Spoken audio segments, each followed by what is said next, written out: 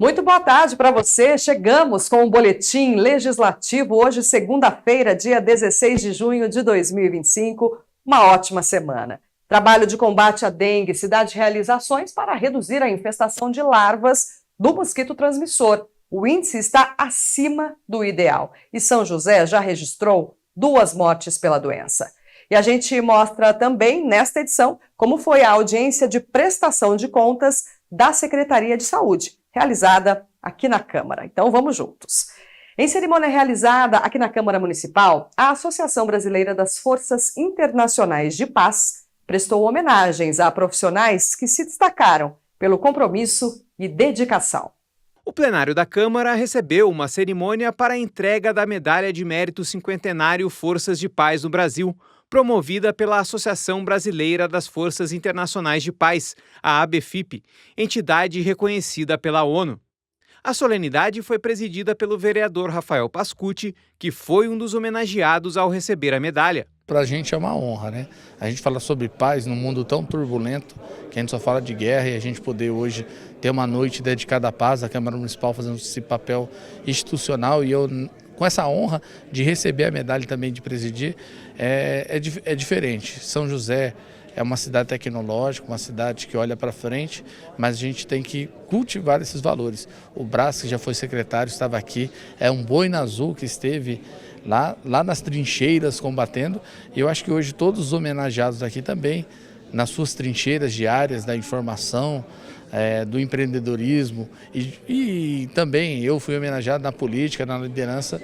Nós temos essas trincheiras para que a gente continue construindo uma sociedade cheia de paz, justiça e solidariedade. A medalha tem como objetivo homenagear e reconhecer profissionais que se destacaram pelo compromisso, dedicação e excelência no exercício de suas funções. A medalha ela é entregue para pessoas que têm um currículo, né, de ações, de trabalhos meritórios, como fala, de representatividade, de ações de representatividade junto à sociedade. Então, assim, são normalmente empresários, autoridades, né, e qualquer cidadão de bem, né, que tenha ações aí em benefício da sociedade e em benefício do Brasil. Além do vereador Rafael Pascucci, foram homenageados o empresário Regis Renzi, o médico Luiz Roberto Rubim e os radialistas Lano Brito e Paulo Silva. Olha, receber uma medalha dessa, a gente está sendo guardião de uma medalha e de uma tradição das forças de paz da ONU. Isso aqui só redobra o nosso cuidado, a nossa responsabilidade de fazer o bem. É uma honra para quem é cidadão joseense, um título dessa casa e de outras honrarias que eu já recebi, isso só me dá um pouco mais de responsabilidade para a condução do nosso trabalho jornalístico, principalmente pela paz. A cerimônia, que acontece em São Paulo, foi realizada pela primeira vez no Vale do Paraíba e São José dos Campos foi escolhida para ser a sede. O evento deve ocorrer mais vezes na região e na cidade. É uma honraria cadastrada pelo Exército Brasileiro, Ministério da Defesa, e tem por finalidade otorgar a ex-combatentes, né, oficiais, militares, civis, né, e do Exército, das polícias, e personalidades de destaque com ações meritórias, né? E nós estamos trazendo essa tradição que está sendo feita em São Paulo e em algumas regiões do Brasil para o Vale do Paraíba. Durante a audiência realizada aqui na Câmara, a Secretaria de Saúde prestou contas do trabalho realizado no primeiro quadrimestre. Em audiência pública realizada no auditório Mário Covas, foi apresentado um balanço dos gastos e investimentos na área da saúde durante o primeiro quadrimestre de 2025. Segundo o relatório apresentado, de janeiro a abril deste ano, o valor destinado para a pasta foi de R$ 265 milhões, 20% da receita total arrecadada no período, fixada em 1,3 bilhão. O índice supera o teto mínimo exigido pela legislação, que é de 15%. Aqui nós demonstramos o montante da aplicação de recursos, conforme é previsto na legislação, além das auditorias e da produção também dos serviços públicos de saúde. De acordo com o gestor do Fundo Municipal de Saúde, de todas as despesas na área, 73% foram referentes à assistência hospitalar e ambulatorial de média e alta complexidade, e 19% à atenção básica. O contrato terceirizado com maior aporte financeiro do município foi para a gestão do Hospital Municipal e das unidades básicas de saúde da região leste, que custou aos cofres públicos 80 milhões de reais no primeiro quadrimestre. Como apontaram os dados divulgados na audiência, os gastos ficaram dentro do previsto. Eles ficaram dentro da regularidade, né? Quando a gente olha os comparativos dos quadrimestres dos anos anteriores para o deste ano, a gente vê uma certa regularidade e também com um aumento previsto, né, de um ano para o outro. Na audiência também foram apresentadas as despesas recorrentes de determinações judiciais, quando o morador entra na justiça para conseguir medicamentos ou exames. A verba gasta no primeiro quadrimestre desse ano foi de 5,2 milhões de reais. Durante todo o ano de 2024, o total empenhado pelo município para essa demanda foi de 13,9 milhões. O Comus, ele está cada vez mais, e é essa justamente a responsabilidade dele, né? Analisando as contas, o detalhamento e discutindo cada vez mais com a secretaria a pertinência destes gastos, né? Então, eles pediram nas reuniões anteriores que nós detalhássemos as despesas judiciais. Então, o que nós trazíamos enquanto montante de aplicação das despesas judiciais, nós trouxemos para eles também o detalhamento dessa despesa, para que eles consigam verificar, né, a que se referiu, se é medicamento, se é serviço e o que é exatamente estas despesas. A prestação de contas da saúde cumpre o que estabelece a legislação federal. De acordo com a lei, é dever da Secretaria de Saúde elaborar e divulgar a execução orçamentária da pasta ao longo do ano. A determinação cumpre o princípio da transparência e os dados devem ser apresentados por meio de audiência pública a cada 4 meses. O segundo quadrimestre já está em execução, né? Ao fechamento dele também vai ser feita a apuração das contas junto ao Conselho para análise e aprovação e também será publicada, né, a nova data de audiência pública. A gente fala agora sobre a avaliação de densidade larvária realizada pela cidade, que mostra a presença de larvas do mosquito transmissor da dengue, zika e chikungunya. Pois bem, a última checagem indicou que a cada 1.000 imóveis vistoriados foram encontrados 12 focos do mosquito. Isso é acima do esperado ou do ideal. Apesar das baixas temperaturas e do tempo mais seco, o trabalho de combate continua.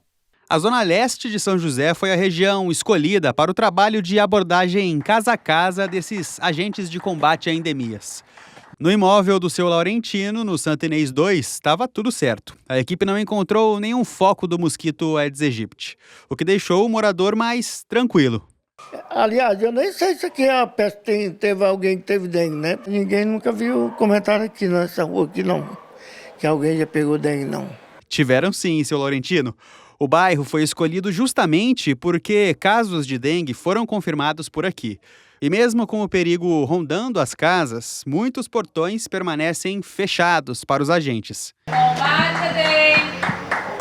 O índice Bretot, que mede a presença de larvas em recipientes de água parada, ficou em 1,2 na avaliação de densidade larvária feita em maio. Isso significa que a cada 1.000 imóveis vistoriados foram encontrados 12 focos do mosquito. O ideal é que esse número esteja sempre abaixo de 1. Por isso, a cidade segue em atenção contra a dengue. Esse resultado ele é considerado em alerta, mas na prática o que significa esse 1,2? Significa que a cada 1.000 imóveis que nós visitamos, encontramos 12 recipientes com larvas e essas larvas, ao serem analisadas, eram larvas de Aedes aegypti. Esse resultado a gente considera ele positivo, pois quando comparamos com a última DL de um período próximo, né, que foi em abril de 2023, ele tinha dado 1,9, ou seja, um indicador muito mais elevado. A Sueli não pensou 2 vezes e deixou a equipe entrar. Aqui os agentes também não encontraram nada. Ralo sequinho, sem problemas nos vasos de plantas também. É que ela já teve dengue e não quer passar por isso de novo. Eu sempre coloco areia ali no pratinho, né? E lá em cima também, não sei que vocês viram, tem uma coisinha lá do gato, né? Eu sempre tô trocando a água. E tá tudo sequinho, não tem nada. Pode olhar, não tem nada aí. Das 42 regiões em que a cidade é dividida para avaliação, uma apresentou o índice de 5,22 e foi classificada como risco. Nela estão bairros como Vila Diana, Jardim Apolo 1 e 2, Vila Ema, Vila Higienópolis, Vila Igualdade, Vila 9 de Julho e Vila Paulo Setúbal. Esse trabalho acontece em todas as regiões da cidade e é fundamental para um futuro próximo. É que o segundo semestre serve de preparação para o verão, estação em que a proliferação do mosquito Aedes aegypti é ainda maior. Outra ação pensada para essa época é a Operação Casa Limpa. Essas fotos mostram um pouco da operação que recolhe entulho na porta da casa dos moradores. Até agora já foram recolhidas mais de 20 toneladas de materiais que poderiam acumular água. Ao sábado, a gente faz a divulgação, né, durante a semana, mas ao sábado tem passagem de carro de som alertando, instruindo o morador a retirar tudo aquilo que pode ser um potencial criadouro do mosquito Aedes aegypti. O que é um potencial criadouro? Aquele recipiente que, se receber uma água da chuva, por exemplo, ele vai acumular essa água vai ficar parada e o mosquito pode proliferar ali. Então a gente dá sempre o destaque: garrafas, pneus, vasos, louças sanitárias, baldes, tudo isso que pode acumular água, a gente orienta o morador da onde vai acontecer a Operação Casa Limpa a estar retirando isso da sua casa, deixando no sábado pela manhã, que os caminhões da Secretaria de Manutenção da cidade vão passar e vão recolher. A Câmara monitora e apoia os trabalhos de combate ao Aedes aegypti realizados na cidade. Membro da Comissão de Saúde, o vereador Sidney Campos acompanha os índices e as ações de prevenção. Na nossa plataforma da Câmara a gente tem alguns informativos, os vereadores estão em conjunto com a Prefeitura, fazendo aí, levando as informações à população, que a população possa trabalhar em conjunto e a gente reduzir aí esses indicadores. Além da atuação do poder público, o vereador reforça que a colaboração da população é indispensável para conter a proliferação do mosquito. É muito importante. Eu até peço à população que permitam que os agentes adentrem as residências para que a gente possa ter um controle mais eficaz do Aedes aegypti e a gente conseguir reduzir os indicadores aí, das pessoas que são infectadas. Pois é, o trabalho de combate à doença exige a participação de toda a comunidade. Este ano já foram mais de 4.300 casos confirmados e, infelizmente, a dengue mata, né? A cidade já registrou a segunda morte pela doença. A gente segue nesse assunto para falar sobre os riscos, os sintomas e o que, além da recomendação de não deixar água acumulada, é possível fazer para prevenir a doença. A Daniela Rivas conversou com uma professora de medicina. Vamos ver. Pois é, gente, como bem foi informado aí no estúdio, São José dos Campos registrou mais uma morte por dengue no dia 3 de junho, totalizando a segunda neste ano aqui na cidade pela doença. E a gente sabe que a dengue é um problema muito sério de saúde pública e envolve aí esforços de toda uma sociedade, não é mesmo? Eu vou conversar agora, então, com a médica e professora de uma universidade aqui de São José dos Campos, a Ana Karina Figueiredo, para a gente falar um pouquinho sobre esses sintomas, formas de prevenção. Ana, a gente sabe que a dengue, você precisa não deixar a água parada ali, né? Mas não é só isso. Tem outras formas de prevenção e quais seriam elas? Bom, então, primeiro, não deixar a água parada para a gente eliminar o criadouro do mosquito Aedes, que é o grande transmissor da doença. A segunda forma de prevenção é o uso de roupas de manga comprida e calças compridas e também repelentes, né?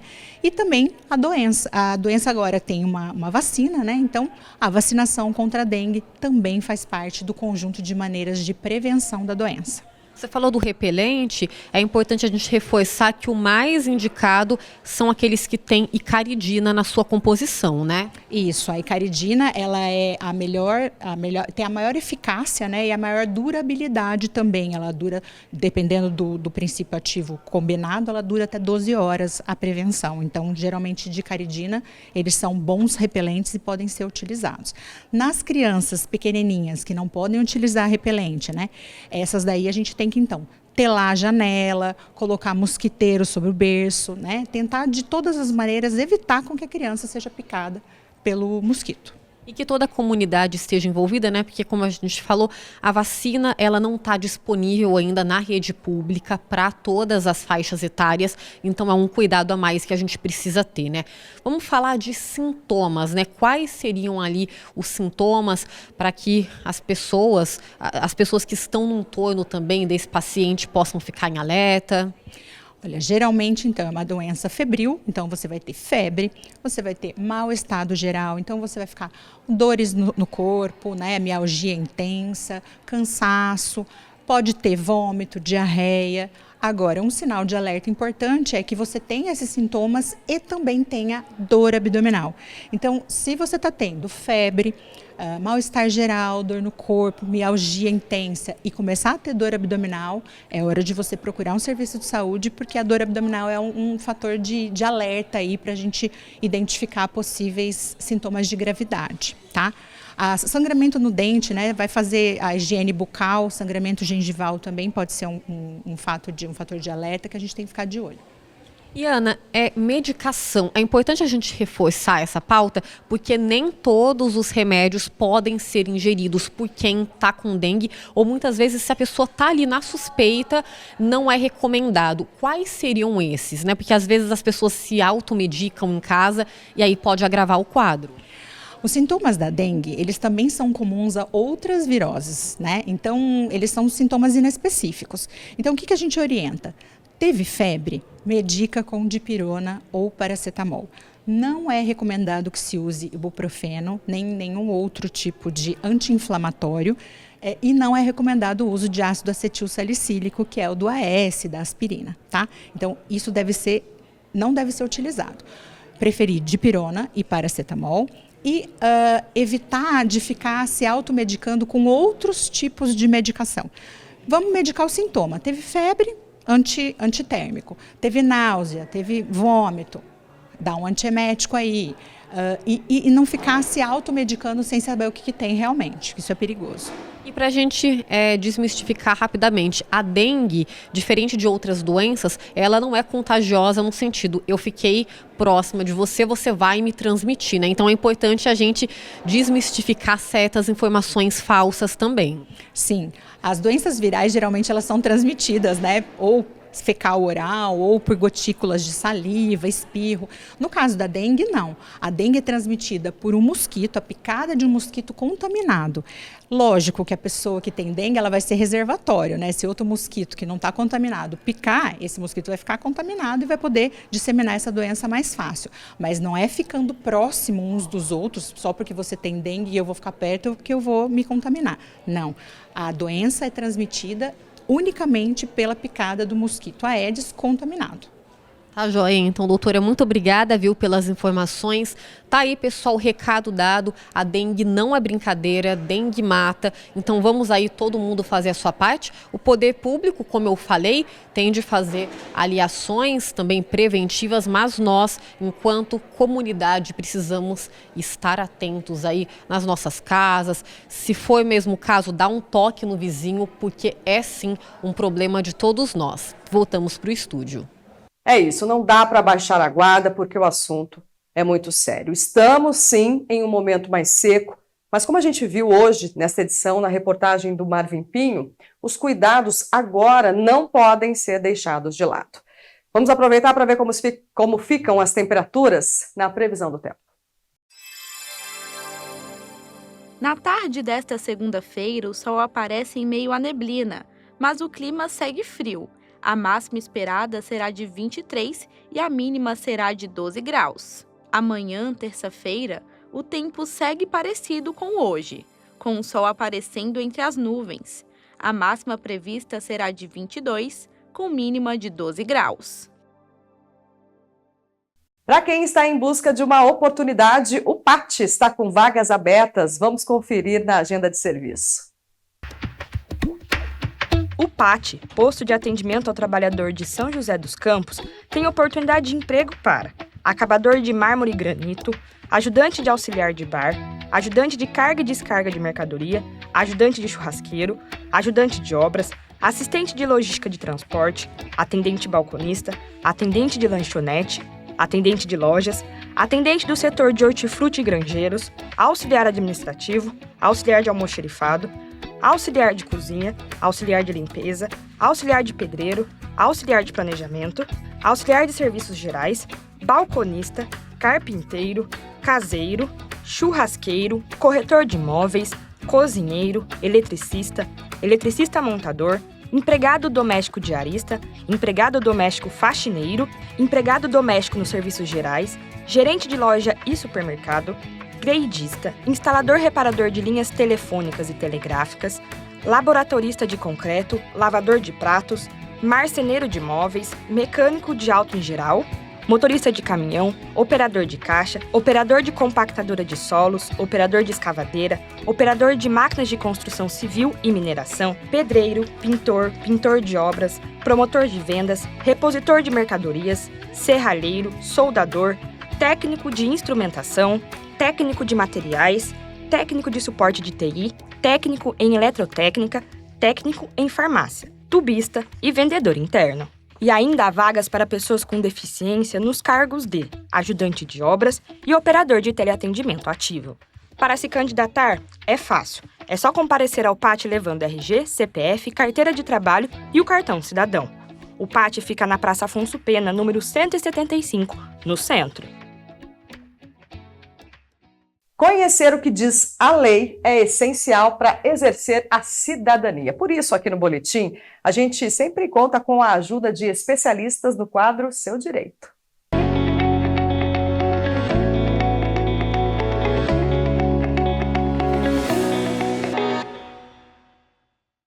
Oi, seja bem-vindo ao Seu Direito, nosso encontro semanal com informações sobre a legislação brasileira. Desta vez, vamos abordar mais uma dúvida sobre direito do consumidor. O que fazer quando um prestador de serviço faz o trabalho mal feito? E aí, qual é o seu direito? A prestação de serviço é sempre muito complexa. Às vezes você tem um orçamento, às vezes é algo assim que depende de uma obra, algo que depende de, muitas vezes, mais de um profissional. Tem gente que contrata profissionais autônomos, tem gente que contrata empresas para fazer determinado tipo de serviço, para buscar aquilo, um efetivo cumprimento daquele serviço. Mas é muito, quando você tem algo exclusivo, específico, é muito fácil você não conseguir atender o desejo do consumidor.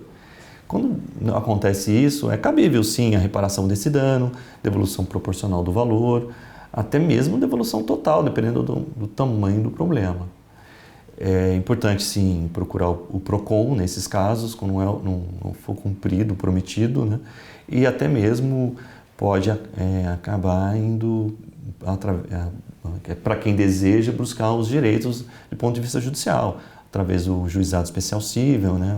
Como o pessoal chamava antigamente, de pequenas causas, ou uma justiça comum mesmo. O importante é que o Código de Defesa do Consumidor, sim, protege o consumidor quanto a uma prestação de serviço mal feita. O importante, sim, é reclamar os direitos e cobrar o cumprimento da obrigação acordada.